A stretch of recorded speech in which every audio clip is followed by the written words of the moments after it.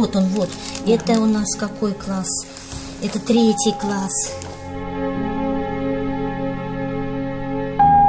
Вторая парта у стены. Здесь было его место в 10 и 11 классах. Отсюда он ушел в танковое училище в 2014-м. Он, оказывается, сначала хотел быть стоматологом. Вот уже в 10 классе он решил быть военным. Спортивные мероприятия не обходились без Дамира, и к военному делу был интерес, и вообще был активным, говорят учителя. Готовились к 9 мая, и он всегда в этом учил молодых, 8-классников, молодых ребят. Он тоже умел маршировать, а они еще не умели. Вот он всегда помогал мне научить их маршировать. Школьные учителя и одноклассники узнали о трагедии в тот же день, 7 марта, но решили тогда не говорить об этом его матери и нынешним школьникам. Мы не верили, что он погиб, честное слово. И до сих пор сейчас перед глазами стоит как живой.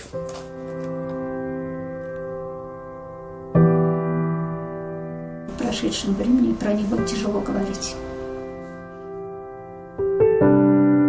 Мы, конечно, 7 числа все надеялись, что все-таки, может быть, это не так. Мы думали, что, может быть, все-таки он живой. Может быть, всякое бывает. В школьном музее появится стенд, посвященный герою России Дамиру Исламову, обещает директор. Наши мальчишки, вот самые простые, вот самые обыкновенные мальчишки. Но мы не думали, что у нас будут герои. С них вырастут герои, именно герои Российской Федерации. Это же надо быть каким человеком? Сильным, мужественным, проявить стойкость, чтобы пойти, чтобы защитить своих товарищей. Учителям он запомнился с таким задорным взглядом. Таким его приняли в Казанское танковое училище. Теперь и здесь его имя в списке 73 героев Советского Союза и 17 героев России, выпускников училища. На примере его подвига будем доносить до нашего молодого поколения,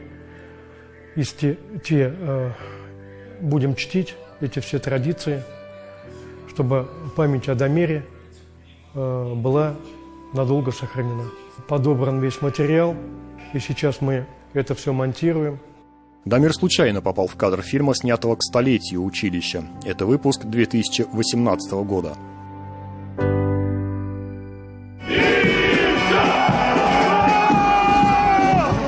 Отличник во всем, отмечает комбат. И после окончания он сам мог выбрать любое дальнейшее место службы. Выбрал Ростовскую область, у самой границы с горячей уже тогда Украиной. Дамир проходил обучение в моем батальоне, выпустился в 2018 году. Вот. Проживал он в этой казарме. Вот. Могу показать его кровать. Вот, 3-я кровать. Ребята, когда поступают в военное училище, они понимают, какую профессию они выбрали. Конечно, да, он отдавал себе отчет, куда он едет.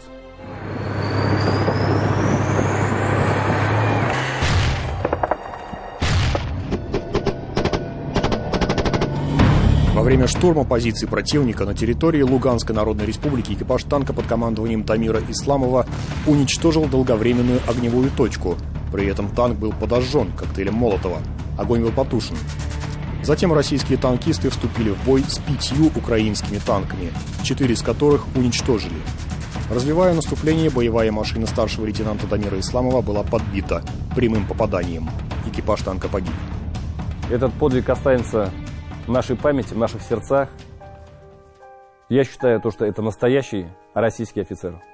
Указом президента Российской Федерации за героизм и мужество, проявленное при исполнении воинского долга, присвоено звание Герой Российской Федерации старшему лейтенанту Исламову Дамиру Назировичу посмертно.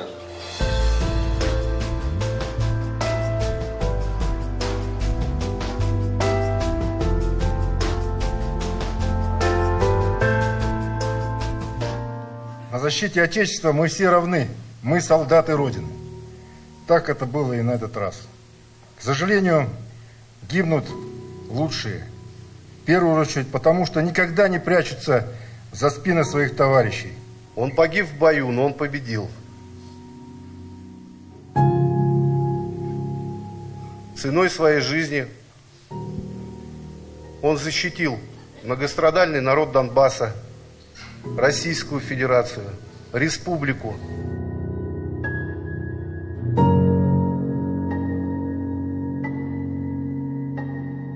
Запад, американцы вооружили националистов и фашистов Украины, начинили таким количеством там оружия, что если бы специальную операцию не делать, то в марте, в апреле случилось бы большое кровопролитие по отношению к нашим людям, к нашей стране, к нам с вами.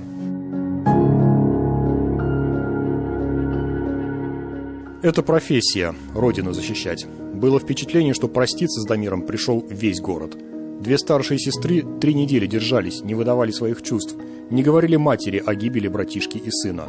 В октябре прошлого года Дамиру исполнилось 25. Многие матеря, потеряв своих сыновей, своих дочерей во время этих операций, скажут, почему мой, почему он, почему не другой, а почему должен быть другой, почему не твой? Кто-то должен защищать.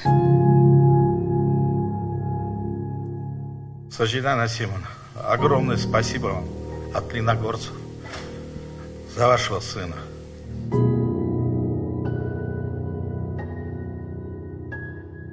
Прости нас за все, Дамир, и мы тебя за все прощаем. Покойся с миром, брат, я тебя люблю.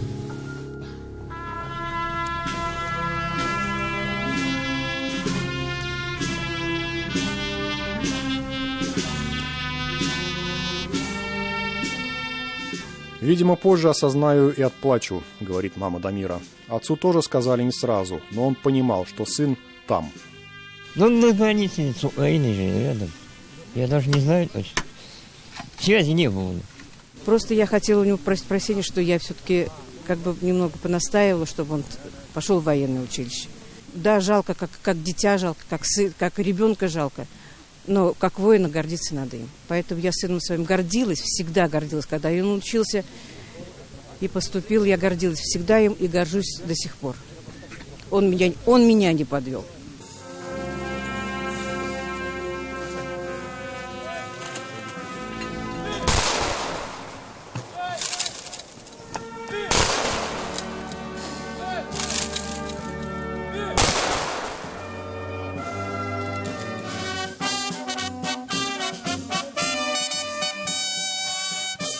Зуфар Давлетшин, Андрей Ключников. 7 дней.